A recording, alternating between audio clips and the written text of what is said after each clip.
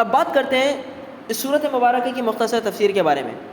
پہلی آیت مبارکہ والسماء ذات البروج، یہ پہلی آیت ہے جس میں اللہ تعالیٰ فرما رہے ہیں قسم ہے آسمان کی جس میں برج ہیں۔ دوسری آیت مبارکہ والیوم الموعود، اور اس دن کی جس کا وعدہ ہے۔ اب وہ کون سا دن ہے؟ قیامت کا دن۔ وشاہد ومشہود، اور اس دن کی جو حاضر ہوتا ہے اور اس کی جس کے پاس حاضر ہوتے ہیں۔ اب شاہد اور مشہود سے کیا مراد ہے؟ مفسرین لکھتے ہیں، ترمذی شریف کی روایت ہے جس سے معلوم ہوتا ہے کہ یوم موعود سے مراد قیامت کا دن ہے، شاہد سے مراد جمعے کا دن ہے، اور مشہود سے مراد عرفہ کا دن ہے۔ اب ان چاروں قسموں کا جواب قسم سے ربط کچھ اس طریقے سے ہے، چاروں قسموں کو سمجھا جائے تو سمجھ میں آتی ہے کہ پہلی قسم کے اندر اللہ تعالیٰ اپنی قدرت کو بیان کر رہے ہیں کہ میں کتنا کامل قدرت ہوں کہ میں نے آسمان کو بنایا جو کہ برجوں والا ہے۔ اس کے بعد اللہ تعالیٰ دوسری آیت کے اندر بتا رہے ہیں کہ ایک دن اور آئے گا جس دن تم کو حساب کتاب دینا ہوگا، تو اس کے لیے کیا کرو؟ تیاری کرو۔ تو وہ کون سا دن ہے؟ قیامت کا دن۔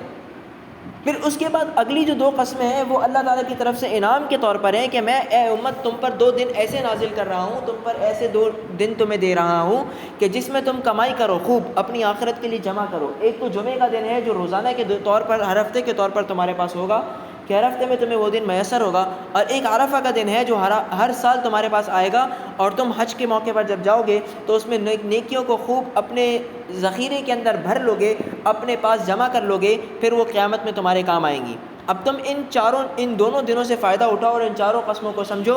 اور جواب قسم پھر کیا ہے کہ کفار کو ڈرایا جا رہا ہے کہ جنہوں نے اس قسم کو نہ حقیقت کے طور پر لیا اور نہ اس سے فائدہ اٹھایا تو پھر ان کے لیے کیا ہے؟ دردناک عذاب ہے۔ آگے ان الذین فتنوا المؤمنین والمؤمنات، اس صورت کا جو اختتام ہے اس کو اگر ہم دیکھیں تو ان ظالموں کی سزا کا بیان ہے جنہوں نے مسلمانوں کو صرف ان کے ایمان کی بنا پر آگ کے خندق میں ڈال کر جلا دیا۔ اب سزا دیکھیں اللہ رب العزت دنیا کے اندر بھی دیتا ہے اور آخرت میں بھی دیتا ہے۔ اللہ رب العزت کی پکڑ اتنی سخت ہے کہ گناہ گار لوگوں کو دنیا میں چھوڑ دیتا ہے، لیکن جب وہ حد سے بڑھ جاتے ہیں، تجاوز کر جاتے ہیں، تو پھر اللہ تعالیٰ آخرت میں تو ان کو سزا دے گا ہی دے گا، دنیا میں بھی ان کو پکڑ لیتا ہے۔ جیسا کہ یہ لوگ، انہوں نے کیا کیا؟ اللہ رب العزت کی نافرمانی تو بہت کی، ساتھ میں ان لوگوں کو بھی آگ کا عذاب دیا جو اللہ کے فرما بردار تھے۔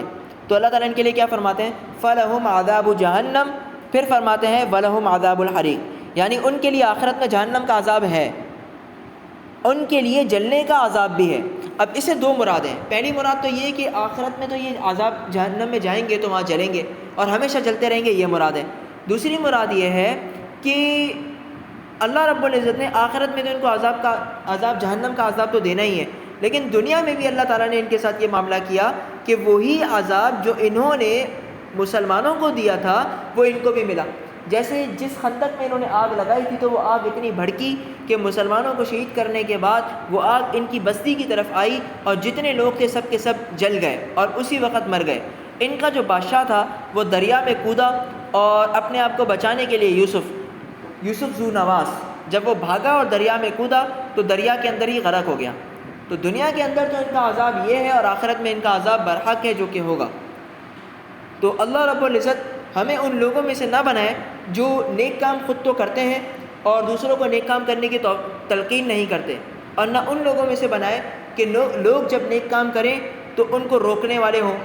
تو اللہ ہمیں ان دونوں لوگوں سے ہماری حفاظت فرمائے، ہمیں ان لوگوں میں سے بنائے جو خود بھی نیک کام کریں اور دوسروں کو بھی نیک کام کرنے کی تلقین دیں۔ وآخر دعوانا الحمد للہ رب العالمین۔